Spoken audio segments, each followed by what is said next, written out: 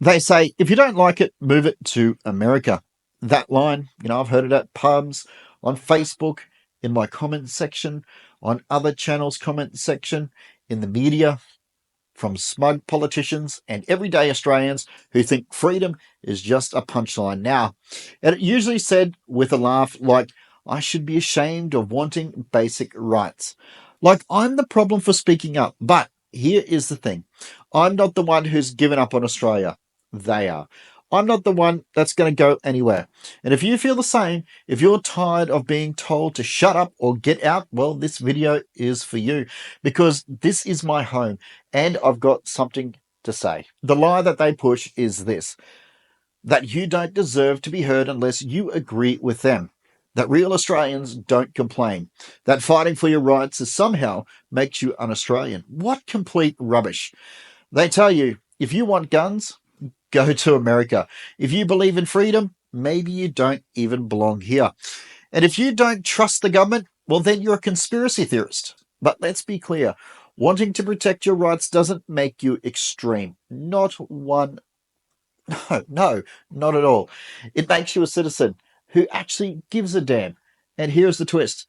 The very, very people that tell you to leave know that they are losing the debate. So they are really trying to shame you. Instead, they don't argue facts, they don't argue feelings, and they call you names like gun nut, prepper, right wing, uneducated, or even American wannabe. But I'm not interested in living under government that fears its own people more than it fears doing the wrong thing. I'm not interested in staying silent just to keep the pace. Because the peace isn't real if it's built on obedience. I was born here, I'm working here, I'm paying taxes, I've built a business, and I'm raising my family right here in Australia. I've been through some tough times in this country, whether it's through financial, the cost of living, youth crime crisis, floods, cyclones. I've seen a lot of things in this country. And one of the best things is when neighbours help each other out, when people fight side by side for what's right. And I've seen it at its worst. When bureaucracy crushes common sense, when good people are treated like criminals because of paperwork, when political elites pass laws that they know nothing, absolutely nothing about, and dare us to say a word. So, no, I'm not leaving. I love this country too much just to walk away, and to respect it too much to stay silent. No, I'm not. Because freedom didn't die in one big movement. It died in little cuts. Like in Western Australia, the government has forced medical reporting just to own a firearm. Like when they called you non-genuine because you didn't shoot enough times per year. Like when they created databases to track lawful owners. Let's that just stop. Let that thing sink in for a minute. They are tracking lawful owners, but not criminals. I'm not, no, I'm not staying to comply. I'm staying to push back. So now let's talk strategy because if you feel powerless, that's not an accident. That honestly is not an accident. They have designed it in that way. Politicians thrive when you feel outnumbered. They want shooters to divide hunters over there, sports shooters, over there, and the farmers, well, they're in the corner.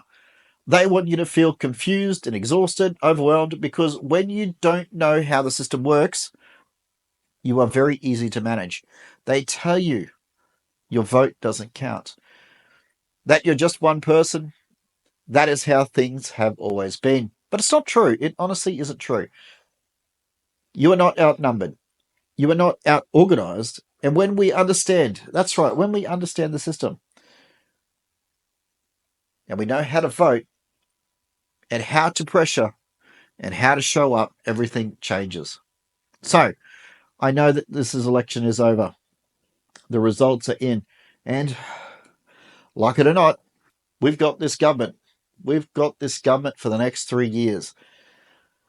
These are the people holding the pen, writing the rules, making the decisions, and that doesn't mean that we pack up and suddenly go quiet for the next 3 years, because real change doesn't only happen at election time. It happens between when nobody is watching. You still have the power and the system still works if we work it and stay informed. Ask questions, pay attention to what's being passed, and when the cameras are off, speak up. Write to your local MP, not with anger, never with anger. Respectful, firm, well-reasoned voices are harder to ignore than shouting will ever be. Look at the people in Melbourne. Look at what's happening in Melbourne right now. These protesters, I know this is a side topic, the protesters down there, for whatever they're protesting about, they're loud, they're obnoxious, they're being ignored. So whether you join a sporting club, a community group, a local association, the more connected you are, the more influence that you can have. And support organisations that these guys are playing the long game. The ones that are doing the legwork, the ones that are showing up to committee meetings, lobbying respectfully, and keeping on track with what's happening behind the scenes. Like the organisations like Shooters Union Australia. This isn't about rage. It's honestly is about responsibility. Because when we stay engaged between elections, that is when the seeds are planted for the next one. And politicians know that. They watch the polls, they track public feedback, and they read the room. They do. Especially when it's loud, lawful, and organised and respectful way. Always respectful. So don't disappear. Just because the election's over, don't disappear. Don't retreat, and don't let anybody tell you that your role in democracy ended when you dropped that ballot in the box. Because the next 3 years are not just something we sit through. They are something that we're going to shape with our words, with our networks, and with our presence. We are not spectators. We are the participants, and we are going to get started. So no, I won't be moving to America, and neither should you, because we don't need a new country. We need to reclaim our own, and we don't need a new identity. We need to remember who we are. We are farmers, tradies, veterans, nurses, shooters, and parents. We are not extremists. We are not the problem. We are the backbone of this country, and we are the ones who will keep it strong. But only if we stand our ground, only if we hold the line, and only if we remind the people in power that we are still here, watching, listening, and ready to speak up. If you ever have been told to shut up or ship out, you're not alone, and you're not wrong for caring. Now it is time to show up in your community, in your clubs, in your conversations, and in the quiet, everyday acts of courage that remind them we are not going away. The government may be locked in for now, but the story isn't over, because real change doesn't come from top down. It comes from us. So let's make this very clear. We are still here. We are very proud, and we are not going anywhere.